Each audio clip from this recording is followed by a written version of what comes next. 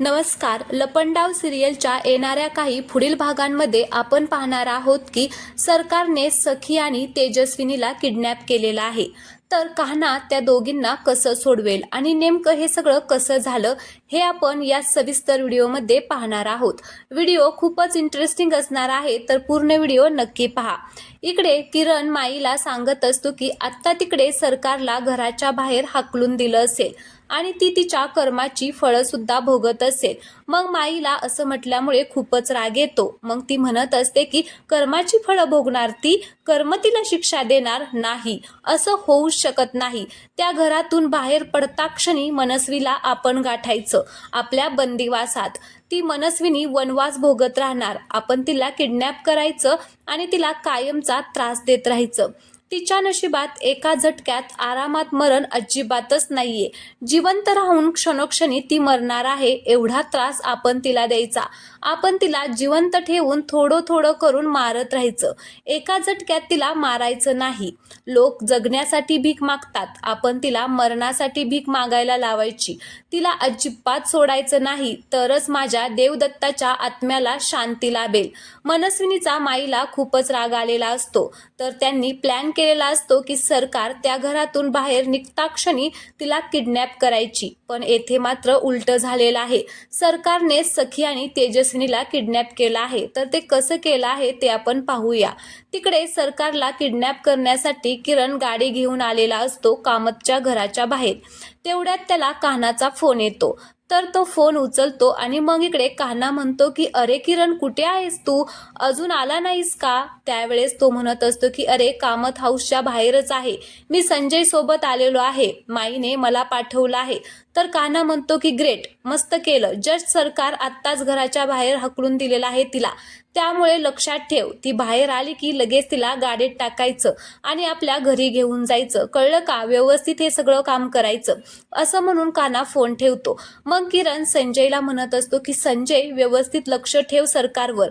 आता ती कुठल्याही क्षणी इथून बाहेर पडेल आणि मग आपण दोघे जण लगेच आता तिला पकडून गाडीमध्ये घेऊन जायचं आहे. तिच्यावरती लक्ष दे, असं म्हणून ते दोघेही आता गाडीमध्ये लक्ष देत बसलेले असतात.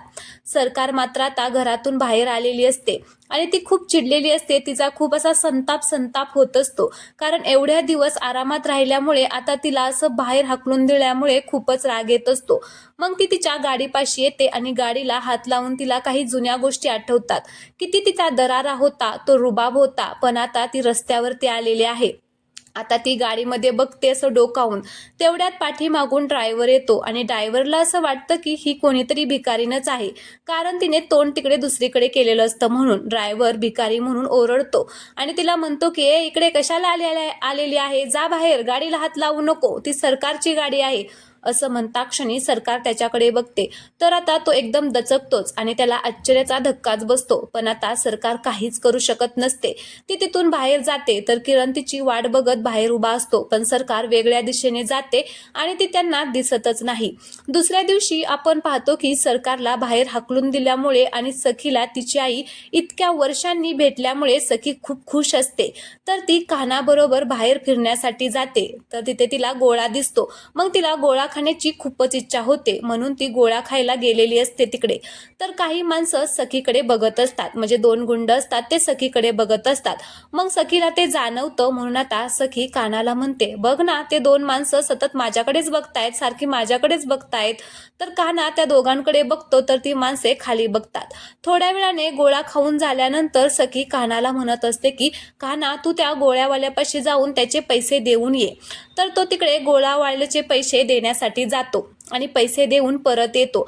पाहतो तर सखी तिथे नसतेच. तो सखीला सगळीकडे शोधतो, पण त्याला सखी तिथे भेटतच नाही. तर सखी नक्की कुठे गेली हे कान्हाला कळतच नाही. तो आता खूपच घाबरलेला असतो आणि सखीला आवाज देत असतो.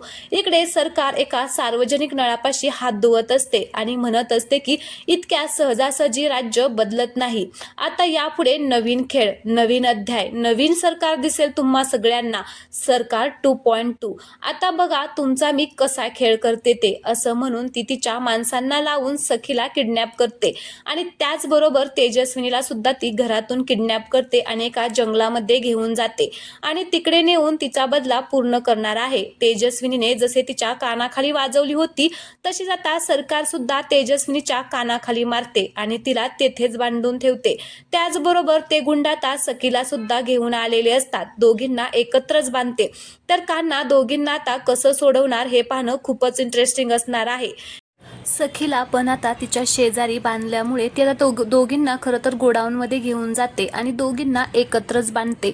आता दोघींना एकत्र बांधल्यावरती आता ती म्हणत असते की तुम्ही काय करणार आहे ग, मी सही बदललेली आहे, आता माझी सही तर हिला करता येत नाही, म्हणजे तेजस्विनीला आता माझी सही करता येत नाहीये, मग काय करणार आहे तुम्ही आणि कसं करणार आहे. आता ही जी काही तुमची कामाची प्रॉपर्टी आहे ना ती सगळीच्या सगळी तुम्ही आता माझ्या नावावरती करायची, तरच मी तुम्हाला आता येथून सोडणार आहे. तर सखी तिला म्हणत असते की आम्ही मेलो ना तरी चालेल, पण ती प्रॉपर्टी आम्ही तुला कधीच मिळून देणार नाहीये.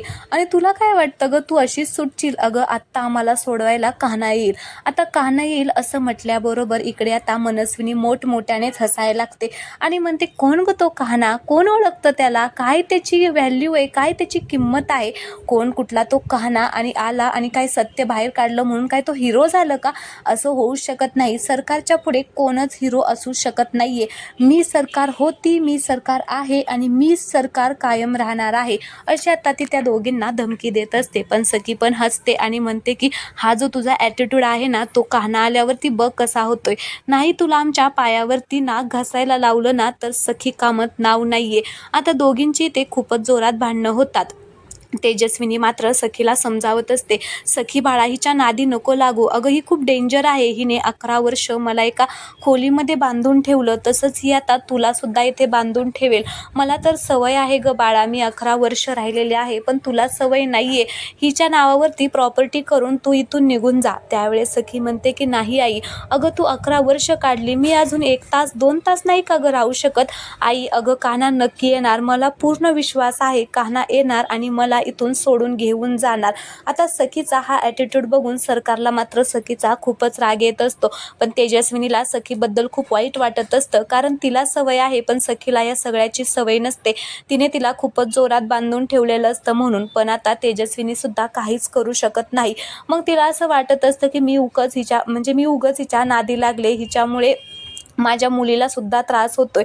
पण आता ती तयार असते ती सगळी प्रॉपर्टी तिच्या नावावरती करायला, पण सखी काही तयारच होत नाही. सखीला पूर्ण विश्वास असतो की कान्हा येईल आणि सोडवेल. कान्हा इकडे त्या दोघींना खूप शोधत असतो, पण कान्हाला कळतच नाही की सखी कुठे गेलेली आहे आणि सखीला खरंच कोणी नेलेलं आहे का. त्याला थोडासा डाऊट येतो, मगाशी ते गुंड होते ते सखीकडे बघत होते, याचाच अर्थ त्यांनी सखीला नेलं असेल का, असा आता त्याला डाऊट सुद्धा येतो. पण प्रेक्षकांनो, कान्हा नक्कीच सखीला सोडवणार आहे आणि मग सरकारची मात्र वाट लागणार आहे. तर आजचा हा भाग आवडला असेल तर प्लीज चॅनलला सबस्क्राईब करा आणि व्हिडिओला लाईक करा. धन्यवाद.